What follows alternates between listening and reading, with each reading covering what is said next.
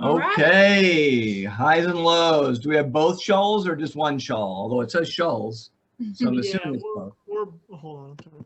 We're both here, but I'm only gonna be here till like 8:20. So Kern will take the last 10 minutes or however much time we got by herself. Okay, all right, that's cool. Well, since you guys are unmuted, do you want to take highs and lows? All right, so I guess I'll start. My high this week is that actually, you know what, I'll go with the low first just because it's easier. Low is that unfortunately my senior basketball season, we're not gonna play until January, and then Yeah, I've been watching that. we're only gonna have about 6 league games, and then we're gonna go into a league tournament. So I think we'll probably end up playing 10 games before we get into the state tournament, which is about half as many as we normally play. Yeah. And now, are you guys starting Monday? Are you guys full distance learning? Yeah, we've been online since. Oh, you have been, okay. Yeah. Middle of November, I think we said we were going online until January. Yeah. Something. Oh, that's right. That's right. The public schools had already gone. And then I guess my high would be that the college search is thinning out. So, you know, we're almost at that point where I kind of got to figure out where I'm going. So it's a little bit exciting. Cool. Yeah. That is exciting. Yeah. Corinne? I would say that my low is probably just that online learning is just a very big struggle for me. But I think my high is probably that even though it's kind of been a struggle, I feel like I'm doing pretty well considering the circumstances. So. All right. Isaac, highs and lows? Christmas coming up is your high? All right, cool. Yeah, it's coming. Yep. I know you guys decorated this week, I think, and we decorated too. Mm-hmm. Did you have a low this week? Oh, nice. There you go. There we go. And low. No low. Okay. All right. Cool. No low. For me, let's see. I've had some highs. You know, I love decorating the tree and family time. Yesterday was it yesterday?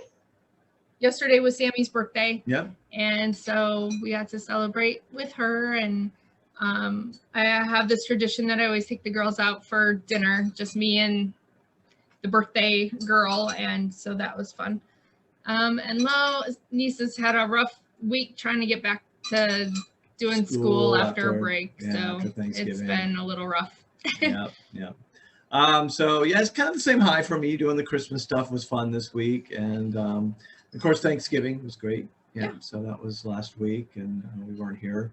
And then a low was I've been working on a project with Toledo Christian School this week, and because they have been in session, but with the new health department order starting Monday, they will be online as well. And that put the kibosh on the project that we were working on. So we might pick it up again, but not until like the end of January. It just won't be I mean, I guess it'll be all right, but it's kind of a Christmassy project, so it'd be weird doing it at the end of January. Yeah. So, anyways. Okay. All right.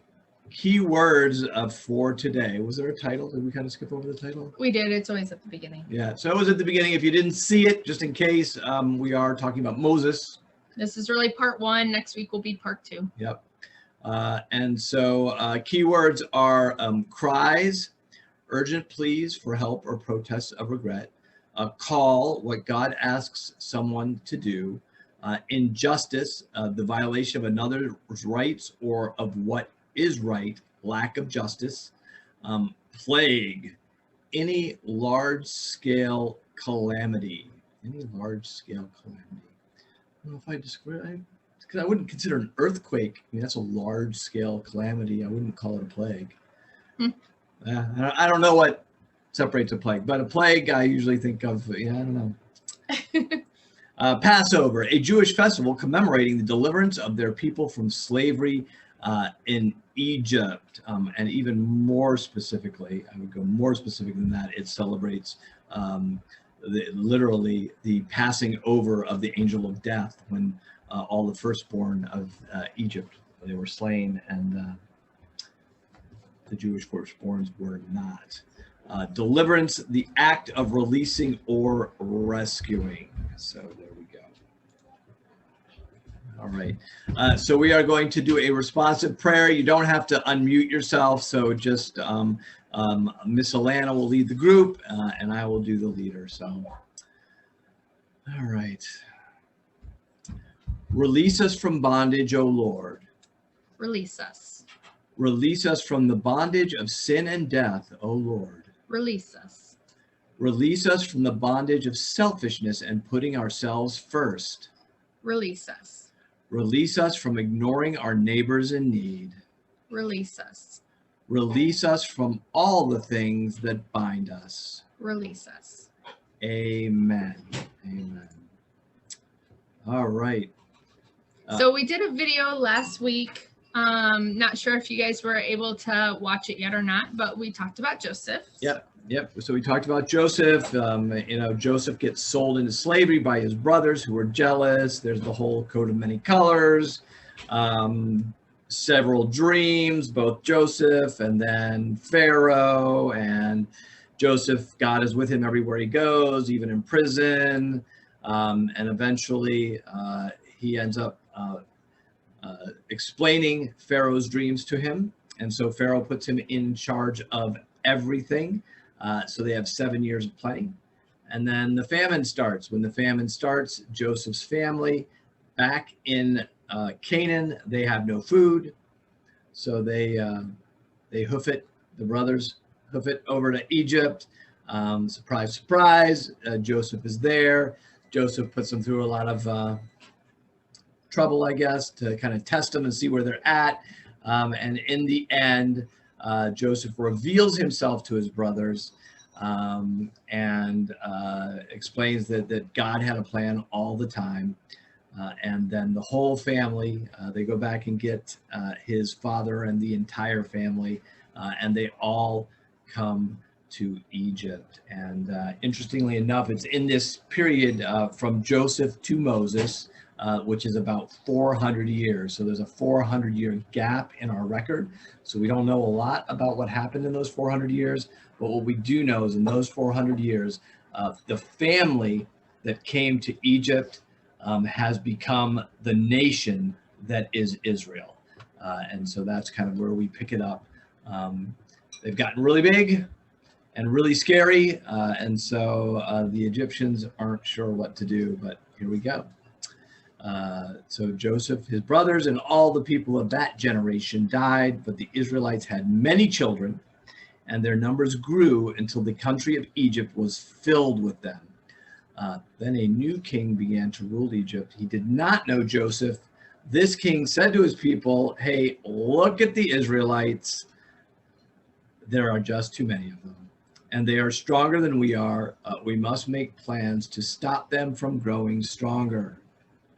The Egyptians forced the Israelites to work harder and harder, but the harder they worked, the more they grew and spread, and the more the Egyptians became afraid of them. So the Egyptians made them work even harder.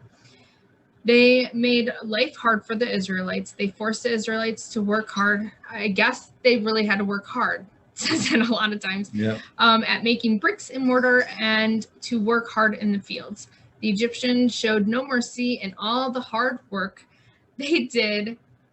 They made the Israelites do. There were 2 Hebrew nurses who helped the Israelite women give birth. The king of Egypt said to the nurses, "You will continue to help the Hebrew women give birth to their children. If a girl baby is born, let the baby live. But if a boy is born, you must kill him." But the nurses trusted God, so they did not obey the king's command. They let all the baby boys live. The Hebrews continued to have more children, and they became very strong. So Pharaoh gave the command that all boy babies of the Hebrews were to be thrown into the Nile River.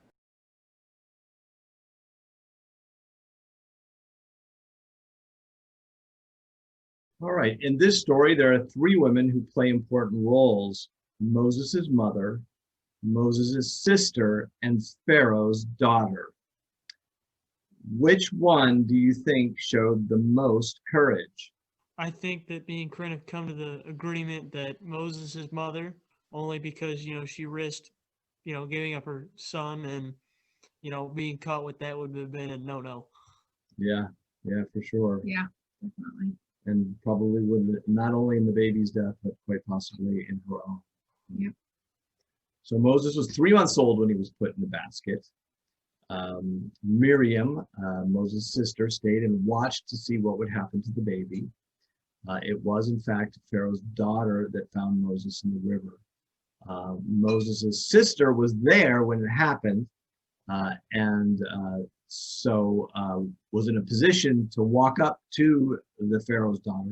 Which I do want to add that a lot of movies actually get that wrong. That I know, like in the Prince of Egypt, it is said that it's Pharaoh's wife, Oh yeah. and I think it's the Ten Commandments that it's Pharaoh's sister. Oh really? And yeah, but it Yeah, was I actually never thought his about that. daughter. Yep, it was in fact his daughter. Yeah. So, and that's to kind of move the But story anyways, along. yeah, so Do you want me to find a Hebrew woman who can nurse the baby? So obviously, Pharaoh's daughter had not been pregnant, right? So she didn't have the baby, and so she did not have the ability to feed to it. feed the baby. And it was common practice even back then for wealthy and royal women not to do that anyways, and they would have what they would call a wet nurse. And so Miriam offered to find a wet nurse for the baby. So the girl went and brought Moses' mother. Own mother, yeah. And the king's daughter said, "Here, take the baby back." And so Moses' mother actually got Moses back for a while. And got paid to do it. Yep, there you go. Bonus. Yeah. And the Bible just says that the baby grew, and after some time, the woman gave the baby back to the king's daughter, and she accepted the baby as her own. Of course, that's the way he became the Prince of Egypt. Corinne, do you want to read? As Moses grew into a man, he saw that his own people, the Hebrews, were forced to work very hard. One day he saw an Egyptian man beating a Hebrew man. So Moses killed the Egyptian and buried him in the sand. The next day Moses saw 2 Hebrew men fighting, and he questioned them. One of the men asked Moses if he was going to kill him too. Moses was afraid. Now knowing that someone had seen what he had done, Pharaoh heard about what Moses did and decided he would kill him, but Moses ran away and went to Midian. Midian. Yep, Midian. Yes. Isaac, do you want to read? Are you able to read? Is your mic working? No. Okay. Okay. Although Moses was raised in Pharaoh's home in Egypt, he never forgot his identity as an Israelite. It is this fact that causes him to kill an Egyptian. He identified with the Hebrew people, even when it meant hearing their cries and leaving Egypt to hide from Pharaoh. Moses belonged to 2 cultures and tried to build a bridge between them. Moses stopped at a well in Midian. There was a priest there who had 7 daughters. These girls came to the well to get water for their father's sheep. Poor guy. $7. Shush. They were trying to fill the water trough with water, but there were some shepherds there who chased the girls away and would not let them get water. So Moses helped the girls and gave water to their animals. The father of the girls invited Moses to eat with them, and this turned into letting Moses marry his daughter Zipporah. A long time passed, and that king of Egypt died, but the Israelites were still forced to work very hard. They cried for help, and God heard them. God heard their painful cries and remembered the agreement that he made with Abraham, Isaac, and Jacob. God saw the troubles of the Israelites, and he knew that he would soon help them. Moses' father-in-law was named Jethro. Also, he was called Reuel. Moses took care of Jethro's sheep. One day, Moses led the sheep to the west side of the desert. He went to a mountain called Horeb, also called Mount Sinai, the mountain of God. On that mountain, Moses saw the angel of the Lord in a burning bush. Moses saw a bush that was burning without being destroyed, so he decided to go closer to the bush and see how a bush could continue burning without being burned up. The Lord saw Moses was coming to look at the bush. So he called to him from the bush and he said, Moses, Moses. Moses said, yes, Lord. Then God said, don't come any closer. Take off your sandals. You are standing on holy ground. I am the God of your ancestors. I am the God of Abraham, the God of Isaac, and the God of Jacob. Moses covered his face because he was afraid to look at God. Reese, you want to pick up there? Will do. Then the Lord said, I have seen the troubles my people have suffered in Egypt, and I have heard their cries when the Egyptians hurt them. I know about their pain. Now I will go down and save my people from the Egyptians. I will take them from that land and lead them to a good land where they can be free from these troubles. It is a land filled with many good things. So now I am sending you to Pharaoh. Go, lead my people, the Israelites, out of Egypt. Grin? But Moses said to God, I am not a great man. How can I be the one to go to Pharaoh and lead the Israelites out of Egypt? Go ahead. Yeah, Reese, why don't you take that? God said, you can do it because I will be with you. This will be the proof that I am sending you. After you lead the people out of Egypt, you will come and worship me on this mountain. Grin, go ahead and take that one. Then Moses said to God, but if I go to the Israelites and say to them, the God of your ancestors sent me, then the people will ask, what is his name? What should I tell them? You want to go ahead, Reese? You want to yeah. do that? Okay. Then God said to Moses, tell them, I am who I am, sent me to you. Tell the Israelites that you were sent by Yahweh, the God of your ancestors, the God of Abraham, the God of Isaac, the God of Jacob. This will always be my name. It is how I want the people to remember me from now on. Now go and call together the elders of the people. Give them this message from me. I have been watching over you and have seen what people in Egypt have done to you. I have decided that I will take you away from the troubles you are suffering in Egypt. I will lead you to a land filled with many good things. The elders will listen to you. And then you and the elders will go to the Pharaoh. You will tell him, Yahweh is the God of the Hebrews. He came to us and told us to travel 3 days into the desert. There we must offer sacrifices to Yahweh our God. You can continue if you want. All right. But I know that the Pharaoh will not let you go. Only a great power will force him to let you go, so I will use my great power against Egypt. I will cause amazing things to happen in that land. After I do this, he will let you go. And I will cause the Egyptians to be kind to the Israelites. They will give many gifts to your people when they leave Egypt. All the Hebrew women will ask their Egyptian neighbors and the Egyptian women living in their houses for gifts. And those Egyptian women will give them gifts of silver, gold, and fine clothing. Then you will put those gifts on your children. In this way you will take away the wealth of the Egyptians. Grin? Then Moses said to God, but the Israelites will not believe me when I tell them that you sent me. They will say, the Lord did not appear to you. Go ahead, Reese. But the Lord said to Moses, what is that you have in your hand? Grin? Moses answered, it is my walking stick. Go ahead, Reese. Then God said, throw your walking stick on the ground. Grin? So Moses threw his walking stick on the ground and it became a snake. Moses ran from it. But the Lord said to him, reach out and grab the snake by its tail.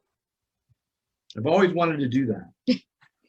When Moses reached out and caught the snake's tail, the snake became a walking stick once again. Where did you see that? Oh, I don't. Then God said, use your stick in this way, and the people will believe that you saw the Lord, the God of your ancestors, the God of Abraham, the God of Isaac, and the God of Jacob. Then the Lord said to Moses, I will give you another proof. Put your hand under your robe. So Moses opened his robe and put his hand inside. Then he brought his hand out of the robe, and it was changed. His hand was covered with spots that were white like snow. Then God said, now put your hand into your robe again. So Moses put his hand into his robe once again. Then he brought his hand out, and his hand was changed. Now his hand was good again, as it was before. Then God said, the people don't believe you when you use your walking stick. Then they will believe you when you show them this sign. If they still refuse to believe after you show them both of these signs, then take some water from the Nile River. Pour the water on the ground. and as soon as it touches the ground, it will become blood. Then Moses said to the Lord, "But Lord, I am telling you, I am not a good speaker. I have never been able to speak well, and that hasn't changed since you started talking to me. I'm still not a good speaker. You know that I speak slowly and don't use the best words." Then the Lord said to him, "Who made a person's mouth, and who can make someone deaf or not able to speak? Who can make a person blind? Who can make a person able to see? I am the one. I am the Lord. So go. I will be with you when you speak. I will give you the words to say." But Moses said, "My Lord, I beg you, please send someone else, not me." Yeah, words left and right. Then the Lord became angry with Moses and said, "All right, I'll give you someone to help you. Aaron the Levite is your brother, isn't he? He's a good speaker. In fact, Aaron is already coming to meet you, and he will be happy to see you. I will tell you what to say, then you will tell Aaron, and I will help him say it well. I will tell both of you what to do, so Aaron will speak for you. Like God, you will speak to him, and he will tell the people what you say. So go and carry your walking stick with you. Use it in the other miracles to show the people that I am with you." In the burning bush scene, what stands out to you the most? In the story we just read of this interaction between God and Moses, What stands out what the stands most? out the most to you? To me, I think what stands out most is the fact that after, God did these miracles, Moses was still skeptical, that he was like, "Yeah, but I'm not a people person." It's like he didn't think that he was going to have some help after, Yeah. he just turned a walking stick into a snake and then back again. And then he's like, I can't talk well." Yeah. Yep, definitely. Corinne, you got anything to add? It's actually funny. I was gonna say the exact same thing. Like I was like some people are like, "Well, you gotta like see to believe." He Mhm. literally saw and still was like, "I don't know." Like, what? Yeah. Mhm. Although I can understand being scared, I Yeah. mean, so just because you're here and you got a burning bush, and it's just like sometimes you'll have this amazing experience with God, and it'll be a burning bush experience, and you're wow, and so it's amazing, and then sometimes you look out at, you just want to stay there. I'd be just like, okay, great, I want to stay right here. We got the burning bush, we got the miracles. I don't need to go to Egypt. Yeah, something that stood out to me actually for the first time when I was typing this out, that I realized that God had already sent Aaron on the way. on Yeah. the way. I was like, whoa, that's crazy, because Yeah, most stories don't portray it that way, but Yeah. Aaron, for whatever reason, had already left Egypt, and was headed on the way to Midian. So after this divine meeting with God, and meetings like this with the burning bush, fancy word called a theophany, which means is just you have a physical present manifestation of God himself. Moses goes back to Jethro, because Jethro is the leader of the clan or family of the Midian tribe, and requests to be able to go back to Egypt. And Jethro gives his blessing to Moses. Moses took his wife and children with him at this time. Interesting thing about Jethro and about Bible times that we don't think about. And we think about the Jews and the Israelites worshiping God, but early on there appear to have been other tribes who believed and worshipped God in their own way, but it was the same God. And so Jethro is considered a man of God, and understands Moses's desire and call. So Moses took his wife and children with him, and then on the way to Egypt, one of the weirder passages in Scripture. I've read lots of people who disagree on what this was actually all about, but it says the Lord met Moses there, where they stopped and tried to kill him. And so I don't know. Better minds than I have fought over this one. there's just not enough detail. Yeah. And it could be that, that Moses had been made aware of the Jewish custom, and knew that he should be dedicated to the Lord. His son. And I can understand, Right. or his Yeah. son. Yep. Mhm. Yep. And chose not to do it. I can understand why. Yeah. But Zipporah apparently knows and understands the situation. So it wasn't like God was just trying to kill him and nobody knew why. They knew what was up, and Zipporah took care of the situation. Ouch. And God let Moses live. Yeah, and so God let Moses live. And so then God is speaking to Aaron at the same time. So they are traveling from Midian, and I really wish I'd grabbed a map. Midian is actually, so it's Mount Sinai, right? Maybe we can do that in part 2. Maybe, yeah. So from Midian, Aaron is going to meet him at Mount Sinai, and they meet, they go back, they gather the elders of the tribes of Israel together, and as God had said, Aaron speaks to the elders for Moses. And then Moses did his thing with the miracles for all the people to see, and they believed, at least at this point, that the Lord had seen their troubles and had come to help. So then Moses and Aaron are like, great, we've got the elders on our side, let's go. And the story that we're going to tell Pharaoh is what God has said, is that they are going to go for 3 days to offer sacrifices to the Lord. A little bit odd, since we know that the whole purpose was for the people to be released, but I don't think this was a lie.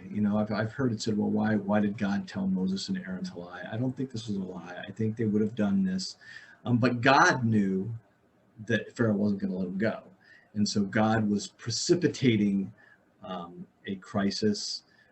And honestly, there are times, we've talked, we've talked in this class, right, about the fact that people meddle in God's plans. Yes, that's been a huge point. A huge point, and this continues to be a point, that there was a path for Pharaoh to release the Israelites that would not have resulted in the plagues and the suffering for Egypt. And so there was an opportunity, I believe there was actually an opportunity for Israel and Egypt to part at God's direction, that would have provided a much better, longer, extended history for both countries. But it wasn't to be. Instead of letting them go, Pharaoh gets ticked off and commands them to work even harder. And we saw in that video, we saw in the one video them making straw, and that was really the process. It is straw, it's mud, it's sand. You mix it all together, you pack it into forms, and then the sun dries the bricks. And so up to this point, the Egyptians had been supplying the straw from their fields to the brick factories. And Pharaoh said, you know what, if you have so much time on your hands that you can think about going and sacrificing to your God, I'm obviously not working you hard enough. So you're going to need to get your own straw. And so, this doesn't sit well with the Israelites. And they still have to make the same number of bricks. Same number of bricks. And so now the Israelites are kind of ticked off with Moses and Aaron, because instead of freeing them, they've made life harder. Yep. And so Moses prayed to the Lord and said, "Oh Lord, why have you done this terrible thing to your people?" Probably the thing I like least about Moses, because he does this repeatedly. Why did you send me here? I went to Pharaoh and said what you told me to say, but since that time, he's only made the people suffer, and you have done nothing to help them. So, Reese, did you need to leave, or you want to read? I can read this one. Okay. Then the Lord said to Moses, "Now you will see what I will do to Pharaoh, and I will use my great power against him, and he will let my people go. He will be so ready for them to leave that he will force them to go. I am the Lord. I appeared to Abraham, Isaac, and Jacob. They called me God, all-powerful. I have made an agreement with them. I promised to give them the land of Canaan. They lived in that land, but it was not their own. Now I have heard their painful cries. I know that they are slaves in Egypt, and I remember my agreement. So tell the Israelites that I say to them, I am the Lord. I will save you. You will no longer be slaves of the Egyptians. I will use my great power to make you free, and I will bring terrible punishment to the Egyptians. You will be my people, and I will be your God. I am the Lord your God, and you will know that I have made you free from Egypt. And that is a huge right there. You will be my people and I will be your God. I am the Lord your God. Huge theme all through the rest of the Pentateuch, which is the rest of Exodus, Numbers, and Deuteronomy, and even beyond that. You find that phrase repeated throughout the Jewish history. All right. Yeah. Learning about the 10 plagues. Plague 1, water to blood. So the Egyptians were also able to mimic this plague. Another, are we getting into the fact that each plague impacted? That's what we're going to Okay, talk about. all yeah. right. So this part is like the God, and this is the okay. The Impact. Yeah, it's coming against the Egyptian gods. Yeah. So the something that isn't often talked about anyways is the fact that each of the 10 plagues actually came against one of Egypt's gods. So the Nile River was where Egypt got its power. Several of the gods they believed in drew life from the river. Khnum was the guardian of the river's power. Hapi was the god of the yearly flooding of the Nile River and the lord of the fish. And then Osiris had the Nile as his bloodstream. So that was when he turned it to blood, that was really kind of making fun of all of them. And then there were the frogs, and Heket was an Egyptian goddess with the head of a frog. Why they came up with a goddess with the head of a frog, I don't know. Nope. Yeah. The gnats or lice came up from the dust of the earth. The Egyptians couldn't duplicate this miracle, and they declared that it was the finger of God. And Geb was the god over the dust of the earth. And then there were the flies. This was the first plague where there was a differentiation between the Egyptian land and Goshen, where the Israelites lived. And so the flies only impacted the Egyptians' area. Yeah. Khepri had the head of a beetle. That's a little bit of a stretch on that one. I thought they had a god that was a god of flies too, but maybe not.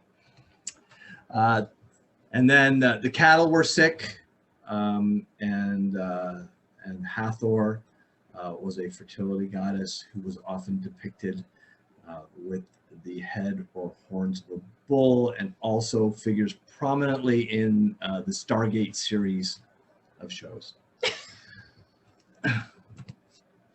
And then the boils, no fun. Again, a plague. It only affected the Egyptians, and they had Isis, who was the goddess of health, and Imhotep, who was the goddess of, or the god of healing. And then we got hail. This plague affected the agriculture and livestock that was left in the field, and such a storm of hail was unique to Egypt. So this would not have been something that happened every day. It doesn't hail, it doesn't snow in Egypt. It doesn't really even rain that much. I don't know if it was different, but I don't think it was. It was a pretty dry place except for the Nile. And then you would have the one season where it would flood. Yeah. Yep. But Nut was the goddess of the sky, and her father Shu was the god of the wind and air, and he was a calming god. So this was definitely showing uncalmness. Yeah. Locusts. Oh, locusts are disgusting. I've actually been in a locust swarm, and so this plague would be told to Pharaoh's sons and grandsons, serving the purpose of God, showing his power for generations to come. Neper and Nepri were the god and goddess of grain, which the plague gobbled up. We have plague 9. Okay. Oh, Did you not darkness. list it? It was Yeah, darkness. darkness. Yeah, darkness over the earth. There are a few times where this happens, including when Jesus passes away. There was a darkness. Yeah. So Ra was the big dude in the pantheon of Egyptian gods. He was the god of the sun, and was the most worshipped and revered god in Egypt after the Pharaoh.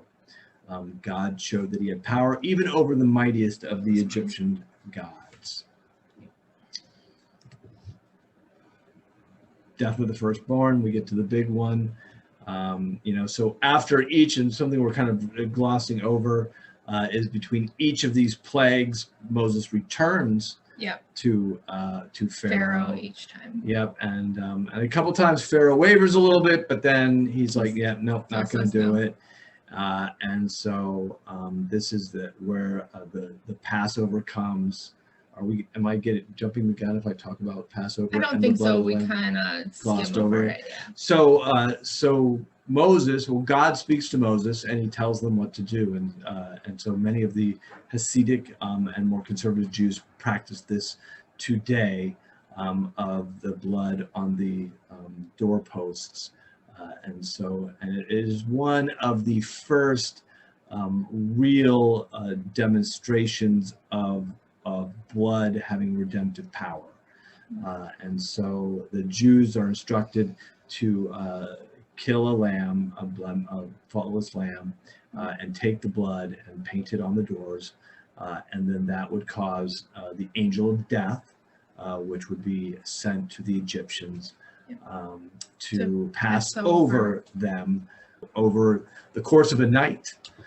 All of the firstborn of Egypt are slain, including Pharaoh's firstborn son.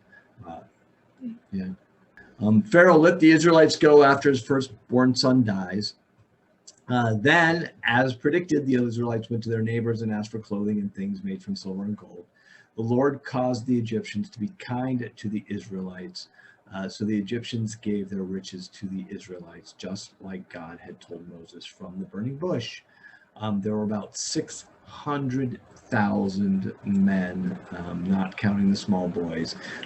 Probably women. Oh no, it didn't count the women at all. They took any sheep, cattle, and other livestock.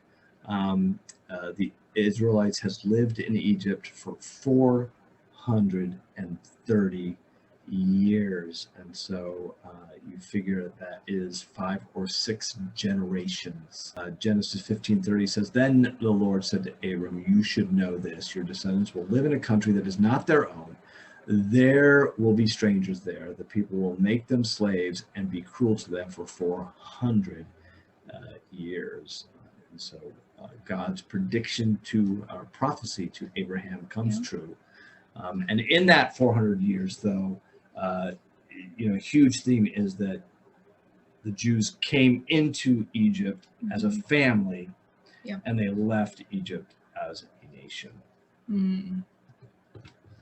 The Lord led the way. He guided them during the day with a cloud, a pillar of cloud, and he provided light at night with a pillar of fire. This allowed them to travel by day and by night. The Lord did not remove the pillar of cloud or fire from its place in front of the people. Of course, Pharaoh changes his mind and chases after the Israelites. Exodus 14:13 and 14. But Moses answered, "Don't be afraid. Don't run away. Stand where you are, and watch the Lord save you today. You will never see these Egyptians again. You will not have to do anything but stay calm." I should wear a "Don't Panic" shirt. Yeah. The Lord will do the fighting for you. Then the angel of God moved to the back of the people The angel was usually in front of the people leading them. So the tall cloud moved from in front of the people and went to the back of the people. In this way, the cloud stood between the Egyptians and the Israelites. There was light for the Israelites, but there was darkness for the Egyptians. So the Egyptians did not come any closer to the Israelites that night. Moses raised his hand over the Red Sea, and the Lord caused a strong wind to blow from the east. The wind blew all night long. The sea split, and the wind made the ground dry. The Israelites went through the sea on dry land. The water was like a wall on their right and on their left. Then all the Pharaoh's chariots and horse soldiers followed them into the sea. Early that morning, the Lord looked down from the tall cloud and the column of fire at the Egyptian army. Then he made them panic. The wheels of the chariots became stuck. It was very hard to control the chariots. The Egyptians shouted, "Let's get out of here. The Lord is fighting against us. He is fighting for the Israelites." Then the Lord told Moses, "Raise your hand over the sea to make the water fall and cover the Egyptian chariots and horse soldiers." So just before daylight, Moses raised his hand over the sea, and the water rushed back to its proper level. The Egyptians were running away as fast as they could from the water, but the Lord swept them away with the sea. None of them survived.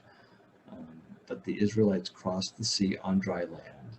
The water was like a wall on their right and on their left. So that day the Lord saved the Israelites from the Egyptians.